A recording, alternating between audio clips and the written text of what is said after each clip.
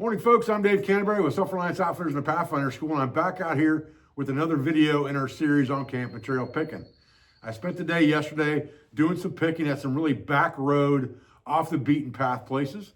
I didn't find as much as I do sometimes yesterday. However, I did find a very, very unique piece that I'm going to add to my personal collection I'd like to show you today that I think is just absolutely spectacular.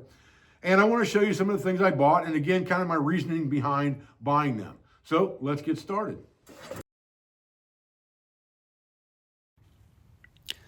You know, I go in these places all the time, and sometimes you can find some really unique items, even in antique malls and things like that, especially ones off the beaten path.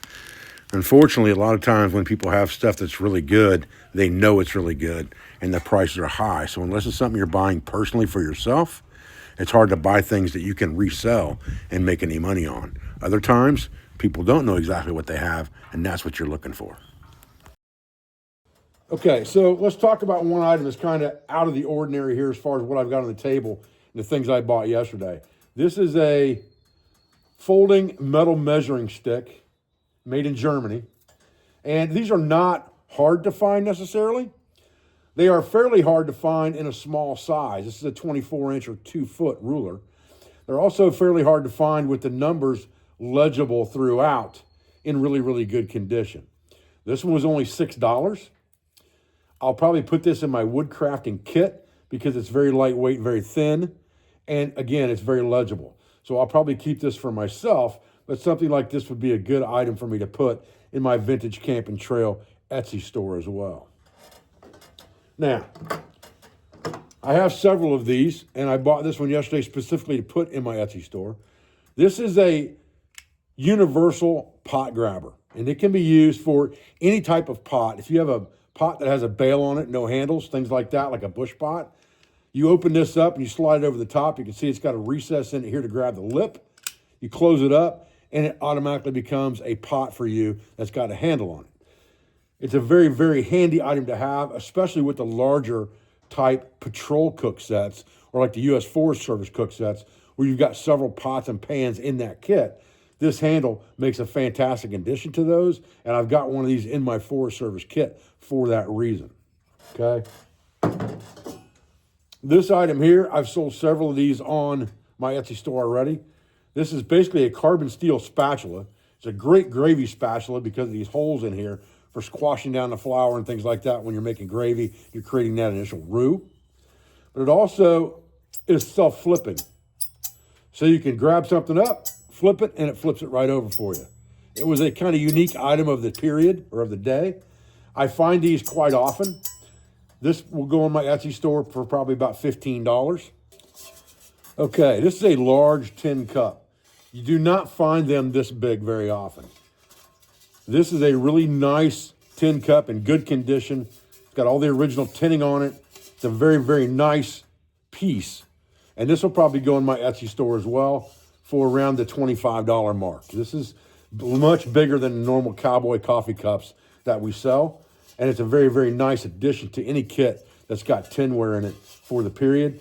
I could have seen Horace Kephart drinking out of this around the campfire, no problem.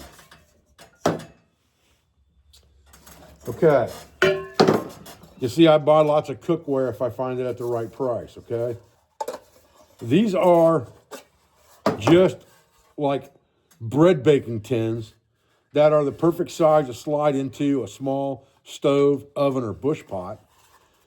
I got 4 of them. They're marked at, I think that says $3.99. I don't have my glasses on right now, but I got them for $2 a piece. I'll probably put them on my Etsy store before it's over with. But anything like that that you can find that's good folded steel like that and heavy duty, that stuff's going to stand the test of time in camp. So if you wanted to use this to cook a small loaf of bread in a bush pot or whatever the case may be, it's perfect for that, okay? That's why I purchased those. All right, now, this is a very old pressure cooker type device, okay? It's got clamps to hold the lid on. It has the inner trays inside of it, and it also has the stand inside of it.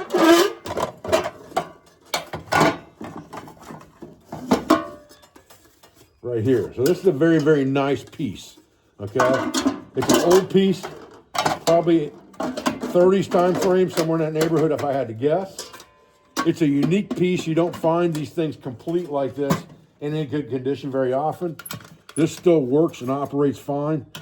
The release valve. A very, very nice kit. Fairly compact to carry car camping or something like that if you wanted to. If you wanted to have a pressure cooker or slow cooker in camp, this thing would do the job for you, okay? That's why I picked it up. This will definitely go to my Etsy store. I picked up one skillet yesterday. Very rare for me not to buy 3 or 4 or 5 skillets, but this skillet is a 12-inch, never break, heavy, solid steel skillet. This is not cast iron. This is steel, all right? It's not a cold handle skillet, although it is rolled to keep the handle cooler and trap dead airspace in there. It's not what's considered a cold handle skillet. It's a never break brand. It is a 12-inch. It's in really, really good condition. It's not warped at all on the bottom. And this will definitely go to my Etsy store as well. This would be fantastic for deer camp, things like that, for cooking for 4 or 5 people.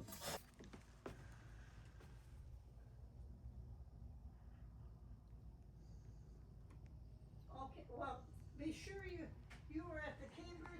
Man, this place is just full. And I mean full of all kinds of old stuff. You really just kind of have to know what you're looking for. Like this looks like an old patch kit here, a rubber patch kit of some kind. Monkey grip inner tube patch, that's what that's for. Sounds like it's got the contents in it, but it's in really, really rough shape. But things like that, you know, I always look for things like that because guys with old cars and stuff, they love all that stuff. But man, oh man, there's just so much stuff in here to go through. This place is just stacked to the ceilings with stuff. Look at this, man.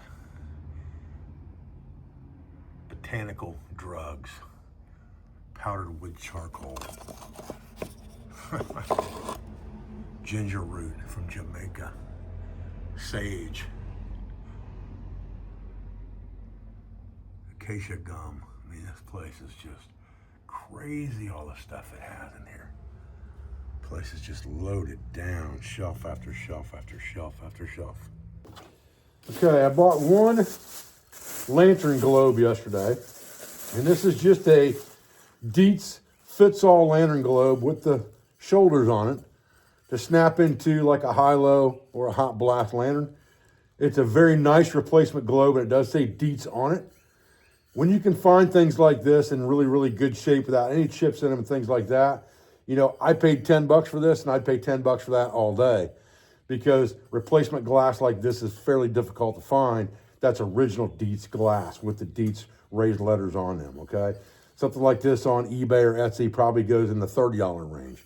So if you can pay for $10 for it and keep it for replacement glass for lanterns that you have, you're in pretty good shape, and that's exactly why I bought it, okay? Now, the rest of the stuff on the table here are all first aid items and medical items. And one of the places I was at yesterday had just a plethora, I mean rooms and rooms and stacks of this stuff, and you're gonna see it in the video. I have this National First Aid Kit box, probably from the 30s. Still has the original instructions inside of it, but it's an empty box. And I bought some of these items to put in this box to build kind of a period first aid kit. So you'll see as I walk through these items kind of why I bought them. So this box here is burn ointment, antiseptic dressing for burns, scalds, sunburns, tender feet, promotes healing. And this is from New York, USA. This is a very old box of burn cream, and it has the original ointment in it, pretty much unopened condition, okay? And I bought 3 boxes like that yesterday, figuring that I'll use at least one of them, and I can probably let 2 of them go on my Etsy store, okay? Some stuff I didn't buy multiples of, but I plan to go back to get it. I know where the place is at, okay? This is sulfur ointment. Again, this is for relief of itch, accompanied by foot ringworm, irritations of the skin and things like that. So it's just basically an anti-itch cream, okay? Another good add to a first aid kit. And again, you're building a first aid kit for a period impression, these are good things to have, right? This is quassia tablets, which are highly recommended for any form of stomach trouble, right? So these were stomach upset tablets. You can see this box of 25 tablets was 25 cents back in the day, made in Kingston, New York, excuse me, okay? Some really cool old stuff here. Some dermamedicone, which is an antiseptic ointment. I've got some diuretic stimulant pills here. I have a box of Anacin analgesic tablets here. 2 boxes of Baltze's cold capsules for relief of cold symptoms. I have 2 boxes of those. I have 1 tube of lip balm, Chapped Ice brand antibiotic lip balm. 2 absorbent cotton gauze packages from Bays. Stock numbers on them, made in Detroit, Michigan. One is 1 ounce, one is a 2 ounce container. I have some cod liver oil tablets. This is compound of benzoin by McKesson, and it is made for inhaling. You add this to liquid, and when you steam it and breathe the vapors, it's meant to clear things up like congestion, okay? And this is castor oil. Castor oil is good for lots and lots of things, internally as well as externally. So those are just some med kit items that I put together for different types of ailments that can be put into this tin to give me a period first aid kit. And again, the things I have that are extra or multiples of, I'll put them on my Etsy store. And then I can always get more of a lot of this stuff if I want to, because the place I was at yesterday, as you can see in this footage, had literal mountains of this stuff. I made a whole stack of new old stock 8-inch cold steel skillet lids. It might be 10-inch, it says 10 on them. It might be 10-inch skillet lids, but it's a whole stack of new old stock. Don't ever think we'll be taking those with us. Look at this pressure cooker right here, boys. With the guts, with this. Look at that. Here's something I want to show you. It's kind of interesting. This is a Kindle Light box of fire starters, okay? And it's got some really neat graphics on it. It almost looks like a Stopple cook kit right here, but I'm sure it's not, as I think this is a little newer than that. This is probably from the 40s, 50s time frame. But it's smokeless fire lighters, and the unique part about this, besides the graphics on the box, is that they are made by LL Bean, okay? Bean's Fire Kindler will light with 1 match in rain or snowstorm. Package contains 6 cubes, price 6 cents, 10 package in carton, 50 cents post-paid, okay? Pretty cool. We think a lot of this kind of stuff is fairly new to the market. There's nothing new in camping, nothing new in bushcraft, just improvements on old ideas. You know, this box would probably hold 10 Tinder Quicks if you were looking for something to stick in there to make a period look to your camp. You know, this would make a really good looking period accoutrement in your camp. And again, you could probably put 10 Tinder Quicks in there and have fire starters that were modern fire starters in a vintage box. This looks like my kind of spot right here. Small town America. Now we're gonna find some good stuff, boys, guaranteed. All right, so the last item I wanna show you is this match safe. And this is a very, very unique match safe.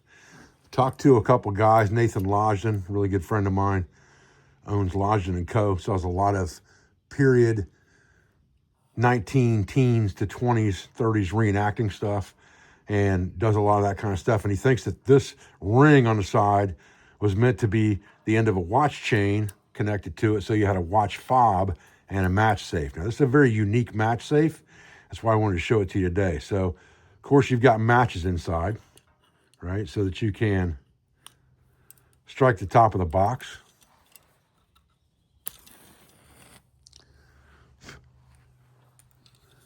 But also inside here, you have 2 things. You have a pencil that you can actually write with.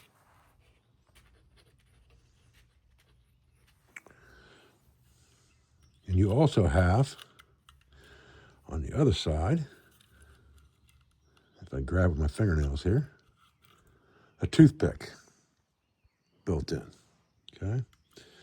Now, not only is that stuff in there for the discerning gentleman, but on the back side, there's a coin safe that holds probably up to about 3 nickels.